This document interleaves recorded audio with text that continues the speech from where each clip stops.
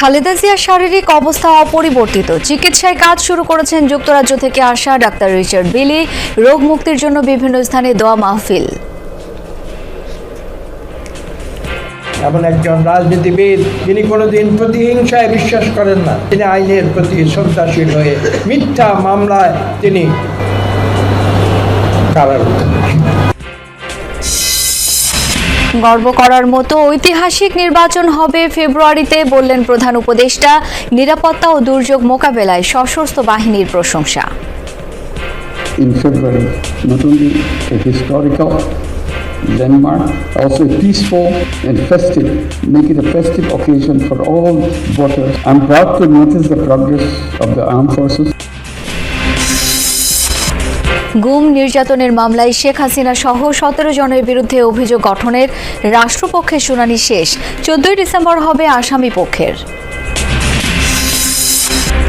রংপুরে জামায়াত সহ সমমনা 8 দলের বিভাগীয় সমাবেশ। 5 দফা দাবি বাস্তবায়নের আহ্বান নেতাদের।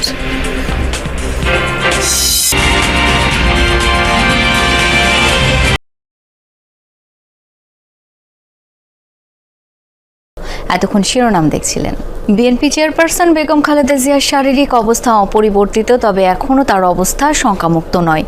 সকালে খালেদা জিয়ার চিকিৎসার সহায়তায় এভার কেয়ার হাসপাতালে গেছেন যুক্তরাজ্যের বিশেষজ্ঞ চিকিৎসক ডাক্তার রিচার্ড বিলি।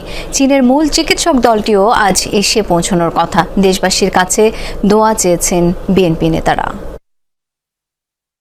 গত 23 নভেম্বর থেকে এভার কেয়ার হাসপাতালে চিকিৎসাধীন বিএনপি চেয়ারপারসন বেগম খালেদা জিয়া। অবস্থা গুরুতর হলে 27 নভেম্বর তাকে সিসিইউতে স্থানান্তর করা হয়। এরপর থেকেই দলের নেতাকর্মী সহ অনেকেই উদ্বিগ্ন হয়ে ভিড় করতে থাকেন হাসপাতালের গেটে। দোয়া করতেছি, জায়গা জায়গা মসজিদে পড়তেছি দোয়া, নিজের বাড়িতে পড়তেছি দোয়া। ওনারে খুব দরকার, ওনার সুস্থ দরকার। প্রত্যেকটা দল যাকে মানে আমাদের দেশনেত্রী বেগম খালেদা জিয়ার এখন আমরা চাই আরো দীর্ঘ সময় আমাদের মাঝে থাকুক এবং দেশকে নেতৃত্ব দেব। আমরা নেত্রী পাবো বা নেতা পাবো, কিন্তু এই নেত্রী আমরা পাবো। আসলে কি বিকল্প বলতে কিছু থাকে? ম্যাডামের বিকল্প কি আসলে কাউকে পাওয়া যাবে? খালেদা জিয়ার চিকিৎসা সহায়তায় এরই মধ্যে কাজ শুরু করেছেন যুক্তরাজ্য থেকে আসা বিশেষজ্ঞ চিকিৎসক রিচার্ড বিলি। খালেদা জিয়ার স্বাস্থ্যের অবস্থা জানিয়ে সবাইকে ধৈর্য ধারণের আহ্বান জানান ব্যক্তিগত চিকিৎসক AZM জাহিদ হোসেন।